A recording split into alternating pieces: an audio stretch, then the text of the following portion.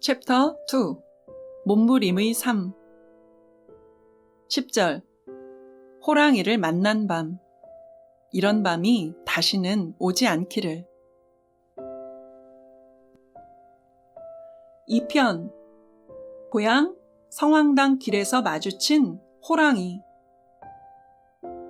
군에서 구사일생으로 수십 회씩 죽을 고비를 넘기고 살아옴은 오직 하나님의 은혜였다.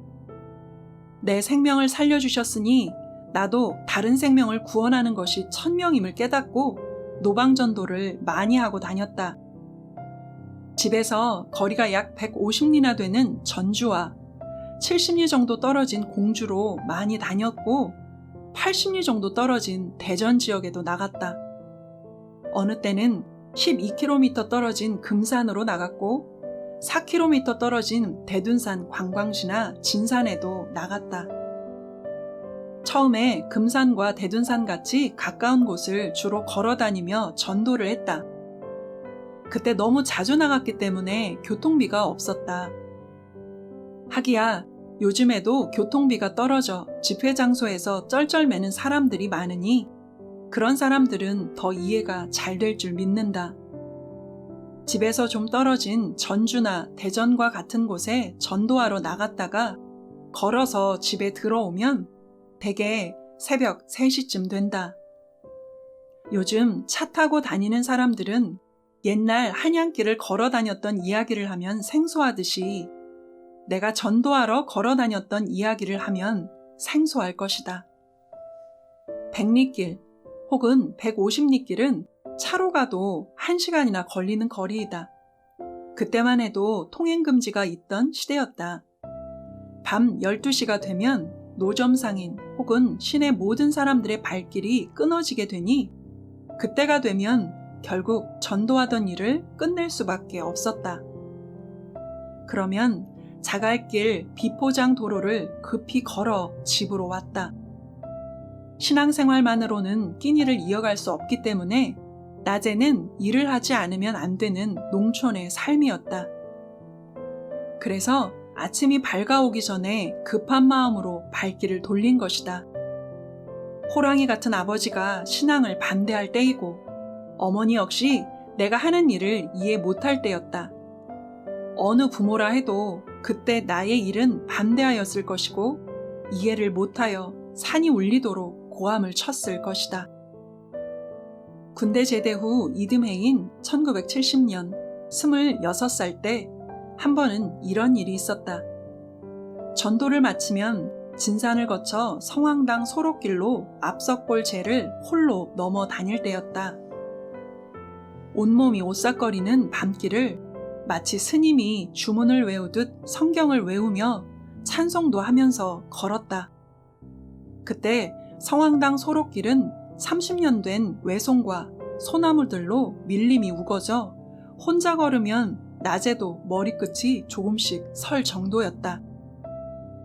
하기야 나무가 없는 요즘에도 그 큰 고개를 넘을 때는 인가 한 채 없으니 밤에는 물론이고 낮에도 무서운 산길이다.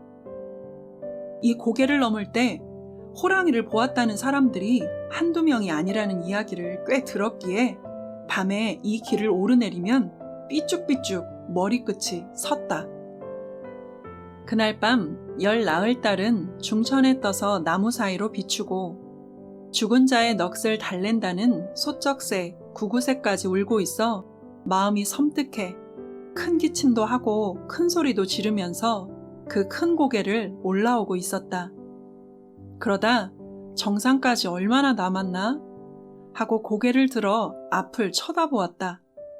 옛 어른들은 밤길을 걸을 때 무서워 땅만 내려다보고 걷는다고 했지만 나는 그래도 세상에서 두 번째 가라 하면 서러울 정도로 밤에 산길을 많이 걸어 다녔기에 오히려 나를 두고 밤 호랑이라고 자부하기도 하였다.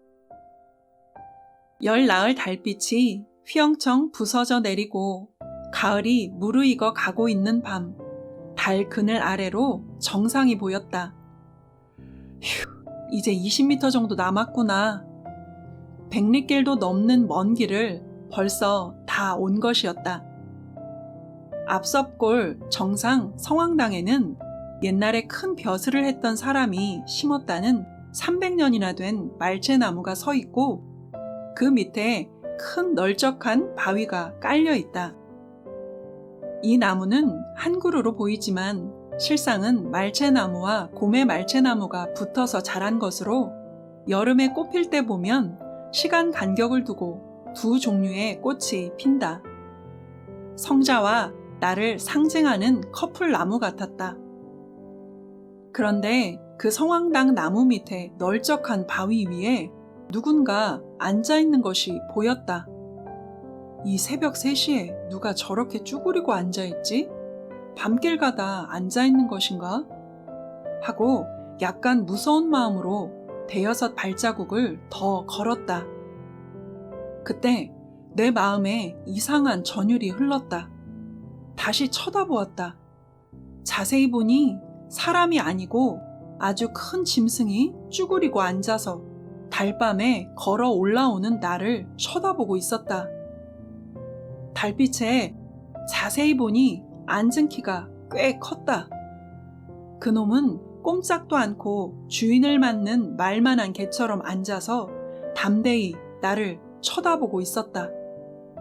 공제선에 의해 보니 확실하고 또렷했는데 몸집은 컸지만 날씬한 짐승이었다. 그때 천천히 걷다 발길을 멈추고 말았다. 그 순간 나에게 영감이 걸렸다. 아, 호랑이구나. 평소에 어머니께서 하신 말씀이 생각났다. 너 밤길을 그렇게 걷다가 언젠가 호랑이를 만날 거다 했던 말이 번뜩 떠오르며 그날이 오늘이구나. 거미줄에 매미 걸리듯 난 걸렸구나 생각했다. 하지만 이내 곧 아직은 덜 걸렸어. 문제를 해결해야지 하고 마음을 가다듬었는데 예상치 않던 고함이 불쑥 나왔다. 앗! 앗! 앗!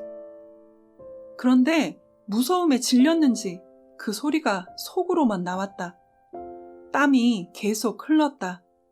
그야말로 뜨거운 비지땀이었다. 옷이 다 젖어버렸다. 뒤로 돌아서려고 발길을 옮기려 하였지만 발이 굳어 천근의 쇳덩이를 매단 것처럼 땅에서 떨어지지를 않았다. 그제야 하나님이 생각났다. 하나님, 하나님.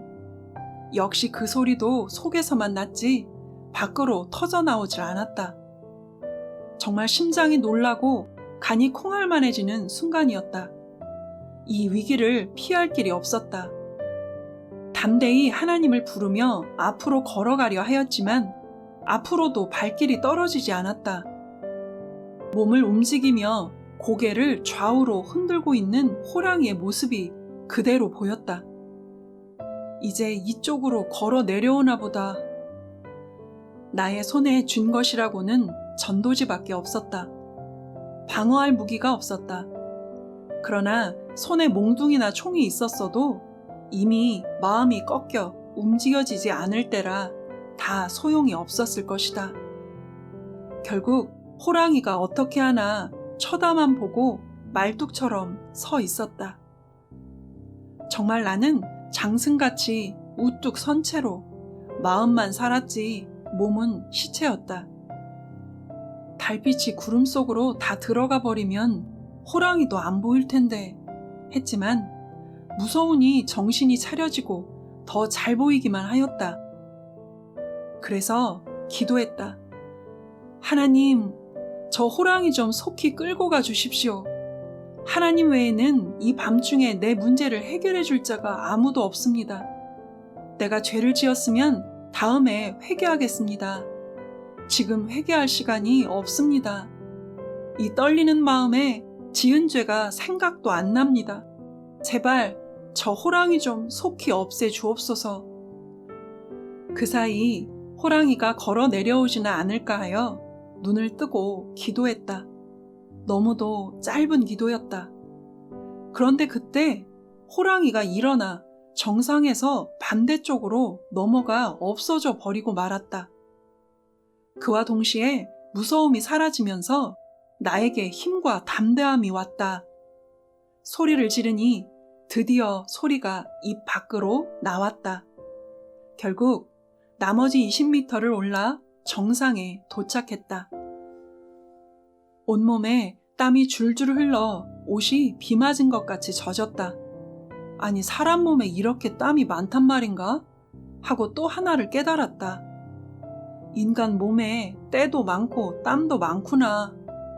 그제야 나는 호랑이한테 놀라면 옷이 땀으로 비 맞은 듯이 젖고 사지가 굳어버린다는 말을 체험케 되었다.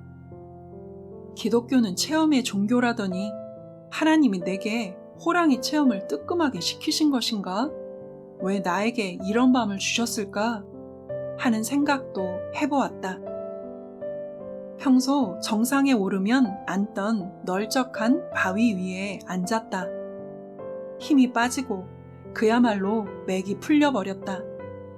기력이 100살이나 먹은 노인 같아서 잠깐 누웠다.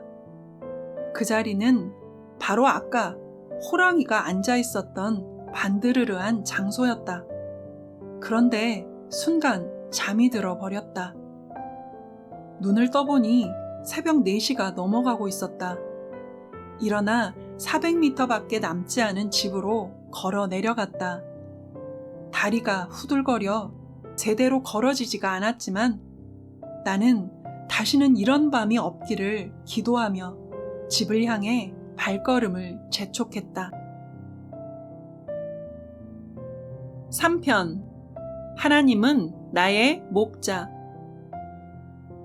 그래도 그날 죽지 않았으니 그 일이 추억으로 남아 이 글을 쓰게 되었고 가끔 그곳에 가서 자랑 삼아 제자들에게 옛 이야기를 해주기도 했다. 제자들은 들으면서 모두 배꼽을 쥐고 웃기도 하고 나의 옛 체험에 큰 감명을 받아 하나님을 찬양했다. 다윗이 시편을 통해 내가 사망의 음침한 골짜기로 다닐지라도 해를 두려워하지 않을 것은 주께서 나와 함께 하심이라.